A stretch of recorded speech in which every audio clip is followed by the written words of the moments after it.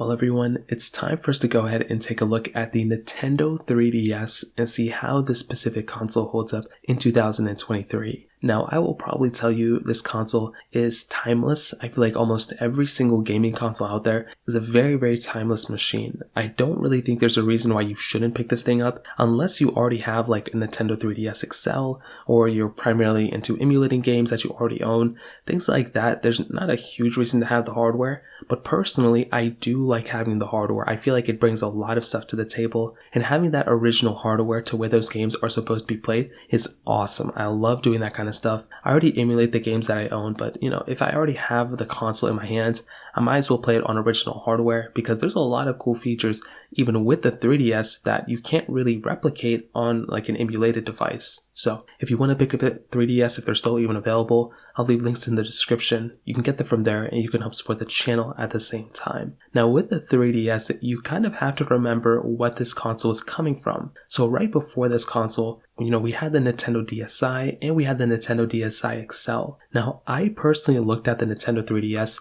as I thought it was a pretty good console when it first came out, but the gaming library ended up getting better and better. And what ended up happening with Nintendo, you have to remember that in like the 2007 to 2010 area, right before the Nintendo 3DS, Nintendo was killing it. They had the Nintendo Wii, the Nintendo DS, and the DS Lite, and then they had the Nintendo DSi and DSi XL. I love the DSi and DSi XL.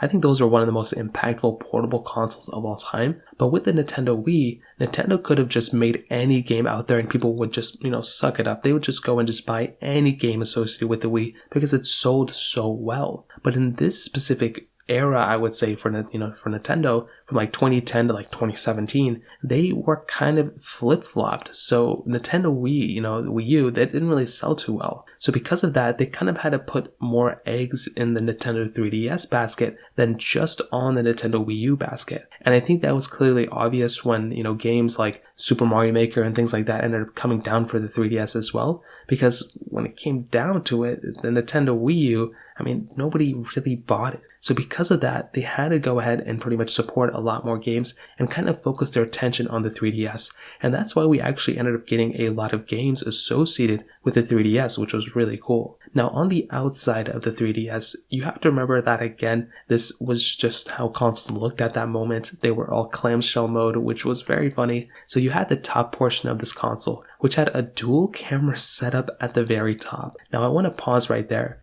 For phones even nowadays, you may not even get a dual camera setup on some, budget tier phones sometimes, even like a Pixel 6 and even a Google Pixel 7, you don't even get you get a dual camera setup on that. Now clearly that is a way better camera than any camera you would get on this thing, but that is still kind of funny to think about that you're getting a dual camera setup on this 3DS back in like 2011, which was crazy. So, and then on the top, you didn't really have too much else, just pretty much that, standard design. Then flipping it open, that is where things got a lot more different than the previous generation of games. So when you look at the Nintendo DSi and Nintendo DS Lite, of course there were some differences there, but for the most part you could kind of tell they were kind of the same console. With this one, it was a completely different console, which was a really nice touch. So at the very top, you were actually getting a bigger display than at the bottom. Now that in and of itself was a pretty big difference. The fact that Nintendo was giving us a little bit more of a play area of the top, screen made this console look way different in my opinion than the previous generation. And I do think on almost every single Nintendo 3DS, the top screen was a different color than the bottom screen. That just adds to this awesome effect of that console being a little bit more modern. And I do think at that moment, this type of design, even nowadays, it looks a lot more modern. It's held up a lot better, I would say, than even like a Nintendo DSi type of layout. Now, you did have a front-facing camera at the very top of that specific screen as well, which was actually nice. That way you didn't have to go and have that, camera at the center hinge like I think it was before. Now, you also had probably one of the weirdest gimmicks of all time on this specific console, which I don't know why they did this. Like, I understand they did it because it's a play on the name, but the 3D toggle was one of those things that I think most people kind of forgot about and most people probably don't even utilize. I think it's kind of a cool feature, and actually when you play a lot of 3DS games, even not on the 3D toggle mode, you see how a lot of these games and a lot of remakes, like even like the Legend of Zelda Ocarina of Time remake, you can see how some of those games were tailored to really showcase that 3D toggle, which was actually kind of funny. So when I was playing a lot of these games, it's kind of interesting to see, even if you're not on 3D mode, how they pretty much tailor these games to be on 3D mode basically all the time. So a lot of those Nintendo first party games, like a lot of those Mario games, as well as a lot of the Legend of Zelda games, I kind of noticed that, which is very interesting. Now on the bottom half of this console, you did have the standard, buttons on the side. You did have a little bit of a newer layout on the bottom display, which is very interesting, with the 3 buttons at the bottom display. But then you also had the joystick on the top left of the bottom half. Now that was a really nice thing that Nintendo threw in here. I think that really kind of showcased the main difference between the previous generation of consoles and this one. And if you look at what Nintendo did with the Wii U, that was arguably a bigger difference, but they just didn't really showcase it that well. With this console, you were able to see the differences right in your face, which was actually really cool. And arguably, for the, 8th generation console, that's kind of where this console was kind of coming down at that time, and this one did it very, very well. Apparently, this was considered a major success from Nintendo. I'm reading this from Wikipedia, and they said this became one of Nintendo's most successful handheld consoles in the first 2 years of its release. And because this thing could also play Nintendo, DS games as well, that opened up a lot more doors for people to, buy this game console. Now, of course, they didn't play GBA games, which I think a lot of people kind of moved past by this time because the DSi also couldn't do that. But I think Nintendo really killed it with the strategy. Now, the gaming library behind this thing is insane. So not only can you play all those DS games, but those 3DS games were actually pretty crazy. I think the 3DS for the gaming library had was pretty crazy.